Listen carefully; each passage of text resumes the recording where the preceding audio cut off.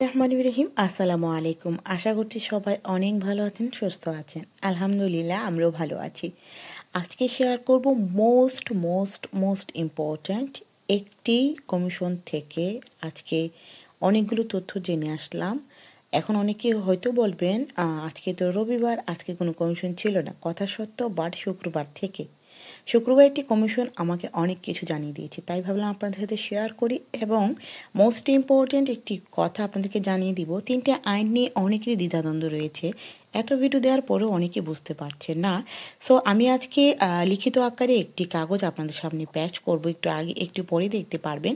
আপনারা সেখান থেকে দেখে নেবেন, বুঝে নেবেন, ক্লিয়ার হয়ে যাবেন। আশা করছি আপনারা এটা দেখে অনেক উপকৃত হবেন এবং এটা ক্লিয়ার হয়ে যাবেন কে কোন আইনের আওতায় পড়েছেন।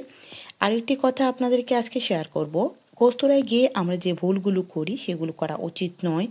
এছাড়া ক্রোয়েশিয়া, রোমানিয়া, সাইপ্রাস, বুলগেরি, আপনারা বিভিন্ন ইউরোপের দেশ বা ইউরোপের সেনজেনযুক্ত ছাড়া যে দেশগুলো টিআরসি রয়েছে সেগুলো দিয়ে ইতালিতে বৈধতা পাবেন কি না, এছাড়া শেয়ার করবো আজকে ভিডিওতে। আপনারা অনেকেই শুধু কিছু ভুলের কারণে বা কয়েকটা ভুল বা একটি ভুলই আপনার জীবনের কান্না হয়ে যেতে পারে, ডকুমেন্টসের উপর বিরাট বড় প্রভাব ফেলতে পারে। আর সেই ভুলগুলো কি আজকে তুলে ধরবো। এবং আজকে এই যে ভুলগুলি তুলে ধরলে প্লিজ আপনার এই ভুলগুলো করবেন না, এটি মাথায় রাখবেন এবং ভুলগুলো পয়েন্ট নোট আউট করে রাখবেন। প্রথমে বলে নিচ্ছি, ক্রোয়েশিয়া, রোমানিয়া, আলবেনিয়া বা সার্বিয়া থেকে যে টিআরসি কার্ডগুলো, আপনারা এখানে এসে কিছু করতে পারবেন কি না। আপনারা যদি আজিল আবেদন করেন, এটার সাথে এটা কোনো সম্পর্ক নেই। এই হচ্ছে সেই কাগজটা যেখানে প্রোটেকশনে স্পেশালি যে আইনে পড়েছেন এবং ইন্টারন্যাশনাল এবং পাইজে সিকিউর। আমরা যদি কথা টান দিই তাহলে প্রথম কিন্তু এখানে নাম আসবে প্রোটেকশন ইন্টারন্যাশনাল। এটা এখনও আছে, আজও আছে এবং আগেও ছিল। এটা কিন্তু আবেদনকারীদের নামে এটা ছিল, কিন্তু হঠাৎ করে স্পেশাল আইনটা হওয়াতে স্পেশাল আইনটা চলে গেছে। এই যে এখন আমি হাতটা দিয়ে এটা বোঝাতে চাচ্ছি আপনাদেরকে, এখন দেখাবো যে আগে ছিল পটেনশিয়াল ইন্টারন্যাশনাল আইনটা, এটা কিন্তু ফার্স্ট, কিন্তু এখন একটি নির্দিষ্ট সময় বাঁধিয়ে দেওয়ার কারণে এখন পটেনশিয়াল স্পেশাল আইনটা চলে গেছে দ্বিতীয়ত। প্রথম এখন এসে স্পেশাল, আগের কাগজটায় লেখা আছে যে স্পেশাল কত সন তারিখ ডেট পর্যন্ত আসলে আপনি স্পেশালের আওতায়, এবং এরপরে যারা এসেছেন তারা কোন আইনের আওতায়, ইন্টারন্যাশনাল, তারপরে যারা এসেছে তারা কিন্তু পাইজে সিকিউরও। তো আপনারা চাইলে কাগজটা বারবার দেখে নিতে পারেন। একটু আগে যে কাগজটা দেখিয়েছি সেটা দিয়ে অনেকে বলবেন এটা কি আপু, এটা কি মানে স্পেশাল আইনের মধ্যে তিনটা জিনিস থাকলে আপনি স্পেশাল আইনের আওতায় থাকলে পজিটিভ দিয়ে দিই, কিন্তু এটা আবার ইন্টারন্যাশনাল নয়, এটা আবার প্রোটেকশনে ইন্টারন্যাশনালে এই আইনটা কার্যকর নয় এবং পাইজে সিকিউরও নয়। আমি এটা দেখাতে চেয়েছি, বোঝাতে চেয়েছি কাগজটার মাধ্যমে। আবার আপনারা রিপ্লাই দেখবেন, বা প্রোটেকশনে ইন্টারন্যাশনাল এবং পাইজে সিকিউর এই দুইটা আইন শুধুমাত্র ডিপেন্ড করে গল্পের উপরে, এছাড়া স্পেশাল আইনটা ডিপেন্ড করে তিনটি শর্তের উপরে। তা আশা করছি আইন নিয়ে আপনাদের কোনো আর দ্বিধাদ্বন্দ্ব থাকবে না। এখন বলছি, আপনার টিআরসি কার্ড যদি আজিলও আবেদন করেন তাহলে এটা ডিফারেন্ট কথা, আপনি কখনই এটা দিয়ে করতে পারবেন না। আজিলোটা টোটাল একটা ডিফারেন্ট, আপনি একটা রিফিউজি, মানে আপনি একটি অন্য দেশে নিজের লাইফে, যে কোনো দেশে আপনার লাইফে হুমকিতে আপনি ইতালিতে এসে আশ্রয় আবেদন করেছেন, এটা অর্থ এটা বোঝা। বাট এটা অর্থ এই নয় যে আপনি টিআরসি কার্ড দিয়ে আপনি ইতালিতে বৈধতা পাবেন। তো আপনার অনেক কমেন্ট আসছে এবং এসেছে, এবং আমি বলছি আসবে, তাই আগে থেকে পরিষ্কার করে নিচ্ছি, এটা অসম্ভব ব্যাপার। তবে হ্যাঁ, অনেক সময় ডিক্লার যখন ইত্যাদিতে বৈধতা দেয়, যেমন বৈধভাবে যখন লোক নিয়ে নতুন দেখরত বা ফ্লুসি যখন দেয়, তখন কিছু সংখ্যক কোটা রেখে দেয়। ইউরোপের সেনজেনযুক্ত দেশের কেউ আওতায় থাকলে সে যদি এখানে এসে কনভার্ট করতে চায়, ওয়ার্ক পারমিটে আসতে চায়, তাহলে এটি কিছু সংখ্যক কোটা রেখে দেয়। এটা অনলি ইউরোপের সেনজেনযুক্ত দেশগুলোর মধ্যে, বাট আপনারা যে আবেদনটা করবেন সেটা একদম সম্ভব নয়। এখন বলে নিচ্ছি, অনেকেই কোসরাতে গিয়ে যে মিস্টেকগুলো করে তার কারণে কিন্তু সে কমিশনও বাতিল হয়ে যেতে পারে, কমিশন নেগেটিভ আসতে পারে, এমনকি তার অনেক বড় ক্ষতি হয়ে যেতে পারে, ডকুমেন্টসে বিরাট প্রভাব ফেলতে পারে। কারণ গতকালকে মনটা ভীষণ খারাপ ছিল আমার শুক্রবারে যখন 3টা কাগজ দেখলাম। কারণ এট এ টাইম খুব শীঘ্রই একটি ভিডিও দিব আপনার সাথে শেয়ার করব, সেটা হচ্ছে ডাবলিং।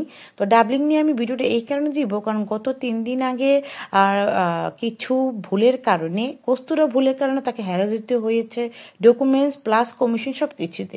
খুব তাড়াতাড়ি শেয়ার করি, সেটা শেয়ার করবো 12 তারিখে। তো এখন আমি শেয়ার করে নিচ্ছি যে কি ভুলগুলো। এক, কস্তুরায় যখনই আপনারা যান, বিশেষ করে আপনি যখন প্রথম দিকে যাবেন কস্তুরাতে সৌজন্য আনতে, মোস্ট ইম্পর্টেন্ট ভাইয়েরা এটা লিখে রাখেন, আপনারা এগুলো ক্যারি করবেন না। কোনগুলো? পাসপোর্ট সাথে রাখবেন না, এবং ইতালিতে আপনি এসেছেন যদি চাপ সৃষ্টি করে যে ডিটেলস বলতে আপনি বলবেন না, বলতে বাধ্য নয়, দয়া করে বলবেন কমিশনে। 3, ব্যাগে কোনো প্রকার কাজের কন্ট্রাক্ট, বুস্তা পাগা, হসপিটালিতে এগুলো রাখবেন না, কারণ আপনার ব্যাগটা কিন্তু A to Z চেক করে, আপনার বডি চেক করে। আমি প্রথম দিকে যারা সৌজন্য আনতে যাবেন বা কেস মারার জন্য প্রথম কস্তুরাতে নিজেকে হ্যান্ড ওভার করবেন, তাদেরকে বলছি আপনি এই মিস্টেকগুলো ভুলেও করবেন না। এছাড়াও বাস, ট্রেনের টিকিট এগুলো রাখবেন না। এগুলো তারা হাতিয়ে দেখে যখন পায় যে আপনি রোম, নাপোলি সেখান থেকে এসেছেন, তখন কিন্তু আপনাকে পাঠিয়ে দিবে বা ওইখানে। তারপরে মোবাইলের লোকেশনে আপনারা কোনো কিছু দূরের রাখবেন না। আপনি নিজেকে পরিষ্কার করবেন, জাহির করবেন আপনি অধীনে কস্তুরায় থাকেন, নাপোলি, রোম, মিলান, আরিসো, টোরিনো, যেখানেই থাকেন না কেন, আপনারা যেখানে কেসটা মারবেন সেখানের যেন অন্য কোথাকার কোনো লোকেশন বা কোনো কিছু যেন আপনার মোবাইলে না পায়। তারা কিন্তু মোবাইলটা চেক করে।